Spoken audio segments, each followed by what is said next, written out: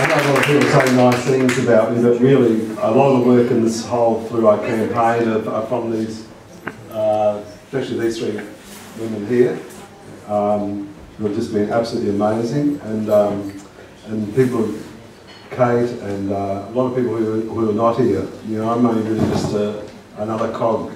You know, the people who put on the show here, you know, they just work flat out. The Lisa Webb, who's the secretary of the group, and Lisa Connell, who's the treasurer and public officer, and Martin Oliver, the president.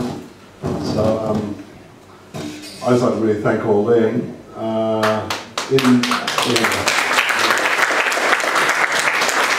And Narmada, who made the chai, and some of the things that are on the back, what Ilga said, you should really try to get to look at the specs for what is actually the fluoride.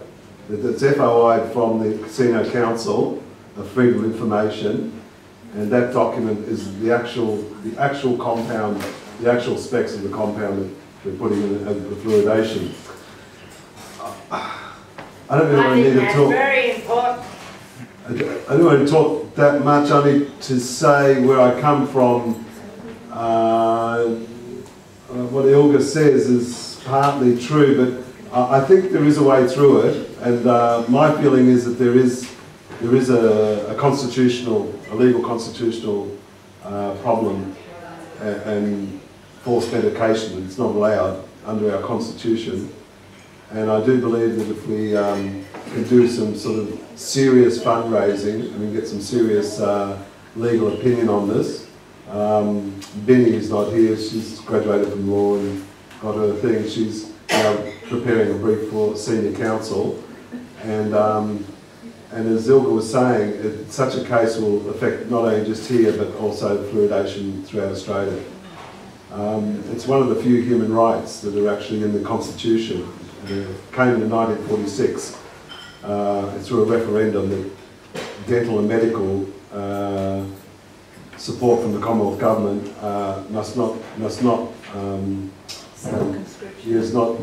as civil conscription. Civil conscription is fairly widely defined in the legal opinions about it now. Like civil conscription is like a basic compulsion. So just an example, there was a case when the Commonwealth wanted to take over a hospital in Tasmania, at the Derwent Hospital. There was a case over that where the Commonwealth had that power. It was a civil conscription. And there was another case about some doctors who said they were forced to enter Medicare and they were being forced. The judges threw out both those cases, but in their opinions they said actually the civil conscription could be widely interpreted, and it would also mean practitioner and patient. At the moment our practitioners is Rouse Water and we're all the patients. So, and generally.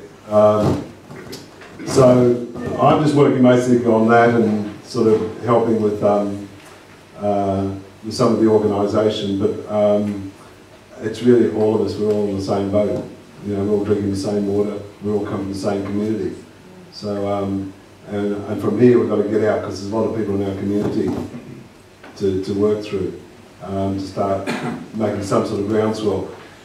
In my 40, 50 years of activism, and I was a draft resistor in the Vietnam War, and you know, I was constantly being hunted down by police, and that's another story. But during the Vietnam War, for my 50 years, I found actually that this issue is one of the most difficult issues to deal with. It's a difficult issue. I mean, if you're against CSG, it's pretty straightforward. As an issue, you know, you're going to drill in the ground, you're going to pull up all this poison, frack it and chemicalise it and take out gas and flare it and build an industrial hub in the Northern Rivers. It's pretty basic that it's bad news. But with fluoride, you've got this whole establishment of medical experts and people who have staked their whole careers on it. People you don't know, you never see. And when it's found out, if it comes found out, it's like, as Marilyn said, and what Ilga said, it's technology that comes from the 50s, so The problem is that when asbestos and tobacco and all these other DDT were all around, they knew that asbestos was bad for you 20 or 30 years before James Hardie.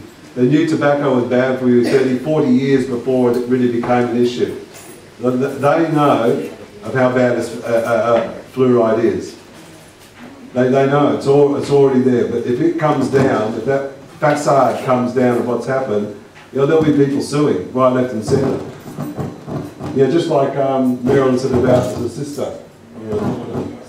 The sister, same thing. That when it gets to that point, people will be suing. Like they have a whole big compensation. It's a big issue. Whole reputations of dental science faculties at University of South Australia, University of Sydney. There's a whole edifice of this medical researchers right to the NHMRC, Department of Health and Commonwealth. There are a lot of people who have a vested interest to keep the fluoridation going, because if the edifice comes down, then the whole thing cracks. So it's like tobacco, like asbestos.